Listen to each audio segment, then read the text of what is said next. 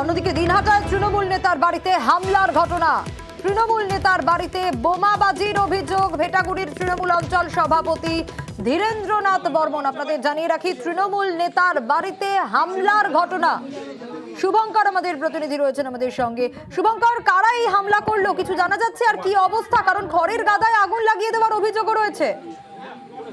হ্যাঁ দেখো, ঘাটাগুড়ি 1 গ্রাম পঞ্চায়েতের রুয়েরকুঠি গ্রাম। এটা হচ্ছে কেন্দ্রীয় মন্ত্রী নিশীথ প্রামাণিকের বাড়ি এই ঘাটাগুড়িতে। এখানে বিজেপির দাপট যথেষ্টই, এবং যেটা গতকাল রাতে ঘটেছে যে এখানকার ঘাটাগুড়ি 1-এর যে অঞ্চল সভাপতি ধীরেন্দ্রনাথ বর্মন, তার বাড়িতে গতকাল রাতে একদল দুষ্কৃতী হামলা চালায় এবং তার বাড়ির যেটা অভিযোগ, প্রথমে বোমাবাজি করে এবং এমনকি বাড়ি লক্ষ্য করে গুলি ছোড়া হয়। পাশাপাশি বাড়িতে যে খড়ের গাদা আছে সেই গাদায় আগুন লাগিয়ে দেওয়া হয়। এরপর রাতেই দিনহাটা থানা খবর পেয়ে দিনহাটা থানা থেকে পুলিশ ও দমকল যায়।